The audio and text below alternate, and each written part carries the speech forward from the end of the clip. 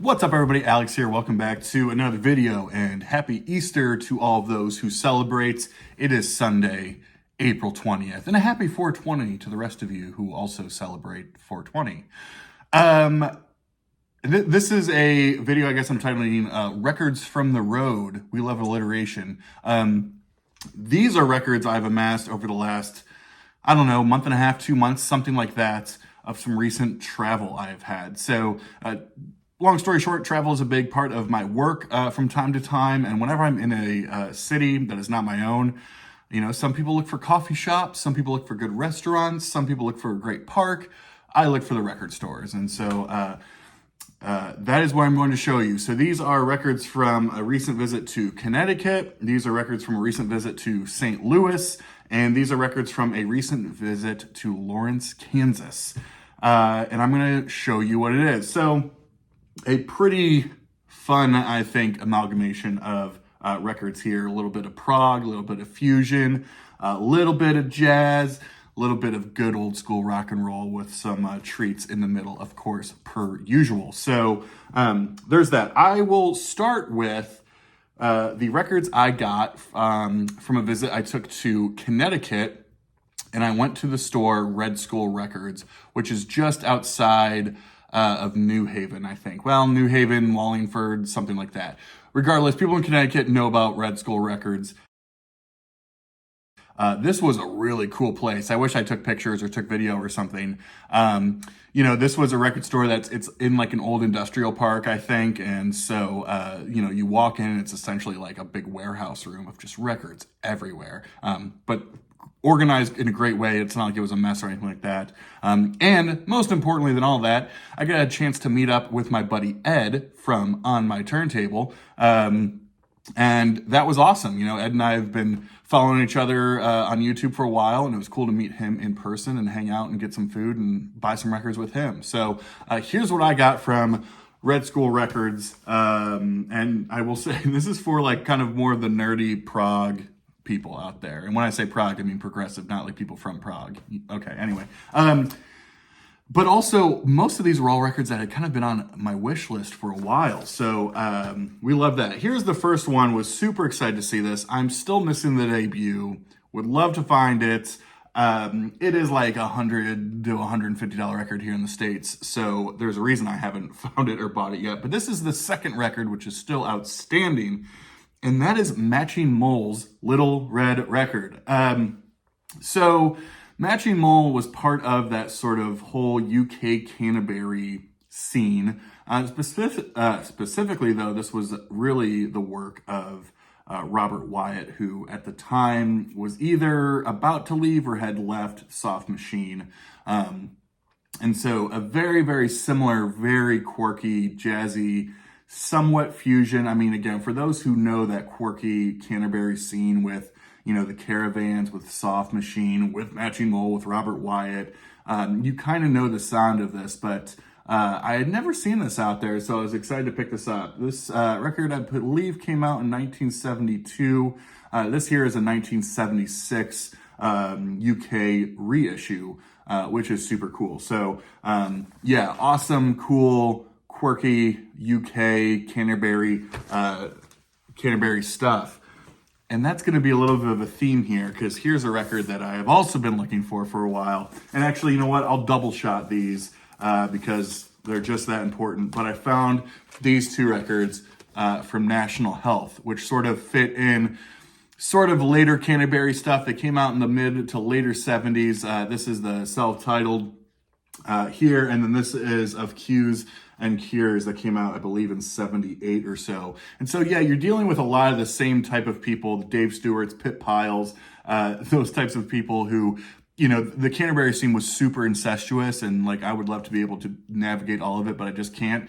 This is cool stuff here because it is part of that proggy Canterbury stuff, but it's super, I mean, these are basically jazz fusion records, but at a time that was not, where neither of those things were cool, right? So like, nobody cared about Canterbury prog. Well, I don't know if anybody ever cared about Canterbury prog. Nobody was caring about progressive rock or jazz fusion in 1977, 78. And so these records might have been a couple years past their time just because, you know, for both those genres, you're really talking about early to mid 70s. But yeah, self-titled here, and then Of Q's and Cures, the one that came right after it. This is a original UK on the Charlie label. This is kind of a cool actual label here for those nerds out there.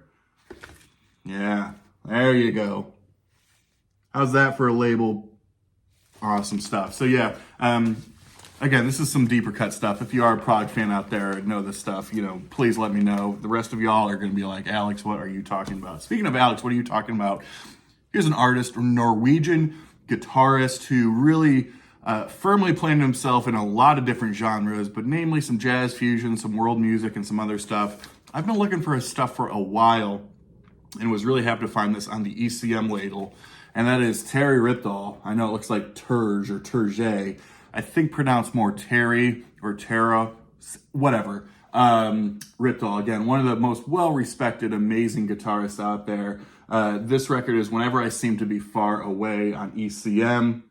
This came out in 1974. Man, what a beautiful record this is. The other big Terry Ripdahl record I want to find, I believe, is Odyssey or The Odyssey. But this is just amazing. I mean, people who know the ECM label know that all the stuff on there is amazing too, but this especially, 1974, amazing. So yeah, was super pumped to find all those at Red Scroll Records. What a place that was. Then I took a trip to St. Louis, one of my favorite cities, met up with your buddy, my buddy, everybody's buddy, Concert Buddy, who gave me a little tour de store of record stores in St. Louis. We went to maybe 5 places. I kind of feel bad because I'm not sure all of them that we hit up. I know we went to the Record Exchange, Boom, Sticker. I know we went to Dead Wax Records. That was a dope place. I know we went to Planet Score. I know we went to Euclid Records. Was that it? That might have been, I forget. There might have been one more, and I apologize out there. But I got a whole bunch of stuff from these stores. So let's dive into it, and I'll give you the jazz warning too for people who need the jazz warning. Let's go up to Canada, and I didn't realize that this was under a different title here in the States than it was in Canada, but this is the debut from Max Webster. At least a promo stamp copy. I don't think they were doing a white label or anything like that. Max Webster, you know, it's funny, I've been joking. I've been looking for Max Webster stuff down here for 4 or 5 years, never come across anything, and then I think I've come across 2 of their records over the past, month or so, and so I guess, maybe that's a good omen. I believe this is just called Max Webster in Canada. Here in the US, it is called Hangover, which is named after the, I guess, song that kind of kicks it off. Of course, great, cool, hard rock, progressive, but more in the philosophical progressive sense, not in like the capital P prog sense. They were kind of all over the place, and that's why I love them. Led by Kid Mitchell, who would go do some solo stuff later. But I'm all in on Max Webster. I want all the records. I only have this one, and oh god, the other one. It's a super derpy looking cover that's all black, and then Kim Mitchell's on the front with like the worst like receding hairline ever. I forget what it's called, but yeah, super cool record, hard, heavy, in your face, a little bit weird. That's what they say about me, so that's why we like it. Keep it moving here. This record is a band that has been on my radar for a long time. Those who know me, my 2 like big music passions, I have a lot of them, but the 2 things I'm pretty nerdy about are, obviously progressive rock music, and then power pop, which is hilarious because those are on 2 very opposite ends of the spectrum. And this was a band that I had heard about forever, but never listened to, never saw. The records were usually a little bit pricier, but I saw it and I said, you know what, now is the time. And this is the debut from the California band, the Plimsouls, from 1981. And now, truthfully, I think some of the reason that not to say I avoided it, but the reason I hadn't dived all in was because I guess for me and the power pop I love, it is the early 90s power pop stuff like Jellyfish, or the early 70s power pop stuff like Badfinger, Big Star, Blue Ash, etc. The 80s for me, that late 70s, early 80s for me, always felt a little bit weird because it always felt more new wave influenced. That's just my own, I could be just talking out of my ass, but that's always been my own biases towards it. Not to say I didn't really like it, but I will tell you, this is a perfect power pop record. Absolutely amazing. I mean, for power pop fans who know the Plimsolls, you will know this record. For those who don't, you need to know this record. This was on, what was the label? Planet something, or just Planet Records?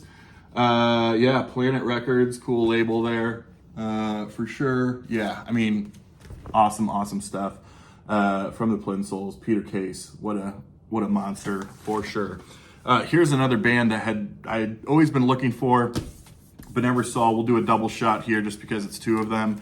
One of them is a promo, but it's the two records, or at least the first two records, from American band Krabby Appleton. Yeah, what a name, Krabby Appleton. So funny, you know, this also falls into that early 70s power pop. I think this came out in maybe 70, yeah, debut was 70, and I think this was 71.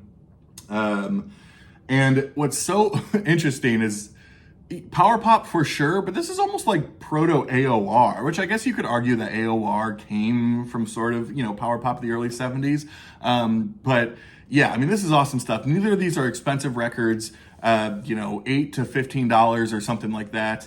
But amazing, ahead of its time, sort of, if you love that mid to late 70s AOR, just good old radio rock, but want more of a power pop early 70s, kind of singer-songwriter sensibility, these two are just awesome. So yeah, Krabby Appleton here, and then Rotten to the Core here, and this one is the promo. You can kind of tell it belonged to WMUB. I don't know, I love that stuff. I know some people don't like when there's marking on there, but I love when like a radio station, you know, makes it like their property, so to speak. And for those who like the white label, that white Electra promo label is killer. Here's a band that I was missing this one, and I feel I'm like the only person to talk about this band, and I wish more people would, because I freaking love them. But this is Dinner at the Ritz from City Boy. City Boy certainly falls into this sort of mid to late 70s, kind of artsy, glammy, similar to 10cc, but a little bit heavier hitting. And I think a lot of people, you know, their claim to fame for 10cc, for City Boy, was it was the first production credit from Mutt Lange, who of course would go on to work with Foreigner, AC/DC, Def Leppard, Bryan Adams, etc. And so he really started kind of cutting his teeth with these City Boy records, and they're amazing. So I think I got maybe 5 of them now, but this was the one right in the middle from 77, I think. That I was missing. So really cool stuff. Again, this is like artsy, poppy, glammy a little bit here. Great vocals, great hooks, great songwriting, but also kind of a little bit of a, again, progressive philosophical sense in the same way that maybe like 10cc had that sort of progressive philosophical stuff. I did pick this up. I was at one of those stores, and I have this rule: when I go into a store and I really like the store, but I just don't find anything, I still have to like walk out, you know, with something or whatever. And so I knew I would like this. I've had a lot of people tell me I got to keep going with this band. I know it's a well that keeps getting deeper and deeper and deeper, but this was the record that people told me to get after the one I got. So the one I got before was Nonagon Infinity. You know where I'm going with this one. And so they told me to pick up Polygondawandaland by, of course, Australian, psychedelic, trippy, proggy, funky, metally, King Gizzard, Lizard Wizard. King Gizzard and the Lizard Wizard. Yeah, I mean, this is great stuff. I know they got like 100 records out right now, and a lot of people talk about them, and it's, again, it's a well that just keeps getting deeper and deeper. I do like this stuff. What a cool, great band that is. These next ones I am going to go through pretty quickly. So one of the things I always look for when I go to a record store out of Columbus, so I live in Columbus, Ohio. When I go out of town, though, and go to other record stores, I'm always looking for Roland or Rahsaan Roland Kirk records. He is a jazz artist, was a jazz artist, that was born and raised in Columbus, Ohio. Never really took on to Columbus, moved out to New York, and then became a successful jazz artist. Passed away in the late 70s. But he, you know, since he was never hugely popular in Columbus at the time. There aren't a ton of records, in Columbus. And when they do come up for sale in Columbus stores, usually they're a little bit more expensive because of what I would call like the local hero tax, right? Now, when I go outside of Columbus, it's like they're just, anything else. So I picked up a bunch of Roland Kirk records that I want to go through. Had been on the lookout for this one for a while. This is Bright Moments, the double live record that he released, I believe in 72 maybe. Got this one from Dead Wax Records. This is out there cool live. Probably what I would say his definitive live record for sure. Was this on Atlantic? This was on Atlantic. There's that. Again, I'll roll through these because there's quite a few of them. And most of these I paid $8 for. So there's that. This is The Return of the 5,000 Pound Man. This came out in 75. We also have Kirkatron, a little promo there. This one's also the mid-70s, 76 maybe. Good stuff. We also have Other Folks' Music on Atlantic as well. All kind of similar time. Now, this is a comp that comes out. I'm sure you've seen these if you're a jazz fan. You've seen this MRC jazz series, but they are from times that the records that were on Mercury Records. And so he had a handful of records on Mercury. And so this is a cool double comp of a lot of those works. So yeah, this is Roland Kirk, Kirk's Works, not to be confused with another Kirk's Works. And then this was Boogie Woogie String Along for Real. This was the last record he did, I believe, before he passed or before he had his stroke. So I think this was like 76 or so. So there's that. Now, this was the big one that I found that I was really excited for because, one of his more sought after records is he did a record on Prestige called Kirk's Work. And I saw this one and I was like, oh, is that the same thing? So Roland Kirk, Funk Underneath with Jack McDuff. And I saw this, saw it was on Prestige, was like, is this the same record? Looked it up. It was the same record, just reissued, I think, in the late 60s. So it's on that blue Prestige label. And so, yeah, I was like, okay, it's reissued. It's under a different cover, under a different name, whatever. Like, that'll be fine. It was pretty inexpensive, so I figured I'd get it until I found the other one. And so what's funny is, and that rounds up all the stuff I got from St. Louis, quite a bit. And then I took a trip to Lawrence, Kansas, where I went to this place, Love Garden. I could have spent probably 2 hours in there digging, but I had about 20 minutes. So I had to be quick and clean through it. And the first thing I did was I went to the jazz section and I went to the Roland Kirk section. And what's funny was I was just talking about this record here that was reissued by Prestige, I think in 68, 69, something like that. Well, for $10, I found the actual original Kirk's Work with Jack McDuff from 1961, mono on that original Firework Prestige label. So yeah, I mean, these were never zillion-dollar records, but it is still cool to find some of that original Prestige stuff from the early 60s. And so yeah, now, I mean, to be a super nerd, I can have both of them, and it's the same, this is what record people do because we have a problem, and there's that. When I was back there, I also saw this, and I had to grab it. This was a 1969 copy of a record, John Coltrane and Alice Coltrane, Cosmic Music. So, I mean, this is what it sounds like. This is some out there, spiritual, squeak squonking type shit. If you are of the faint of heart, this might not be for you. I would not recommend this for intro to jazz people. In fact, honestly, a lot of Coltrane I wouldn't introduce to people for an intro to jazz stuff. But, once you get to the place that you love, the spiritual out there, avant stuff, this is really cool stuff. So, again, John and Alice on that ABC Impulse, after I guess ABC bought them out, or the other way around, regardless. Good stuff. And then last and not least, we'll get off the jazz train and end it with a banger in the 80s heavy metal world. This was a record that was kind of on my want list for a long time. I feel like I talk about these guys all the time, but you know what? They deserve it because they're touring right now. And I've seen some clips and I just think it's freaking awesome. But that is the 1985 EP from American Florida heavy metal band Savatage, The Dungeons Are Calling. One of the most, I think, sought after EPs out there. This is an original on Combat, a Green Combat label, which is pretty sick. Difficult record to find, fairly expensive I mean, you know, expensive, that's a relative term.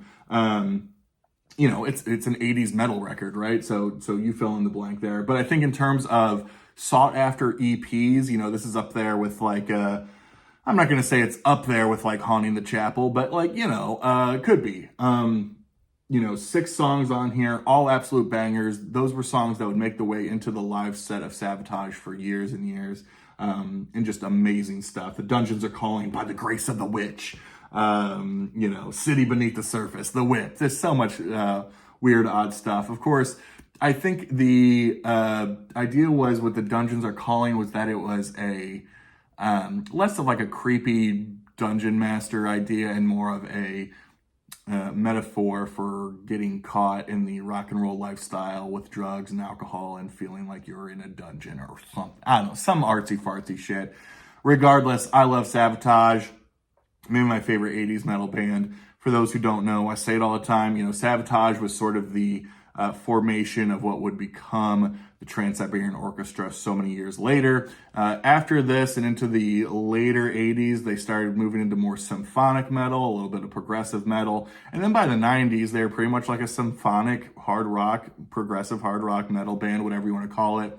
And then also by the mid-90s with the lineup changes, it's when they started doing Christmas stuff and then went into TSO, Trans-Siberian Orchestra. So all that stuff well before that, back when they were just like a hard and heavy, in-your-face American heavy metal band. So there you go. That's it. Thank you all for watching and hanging out for this one and seeing all these stupid records and watching the stupid videos. Yeah, hope everybody has a good Easter. We'll see you on the next one. Take care of yourselves and each other. See you next time. Bye.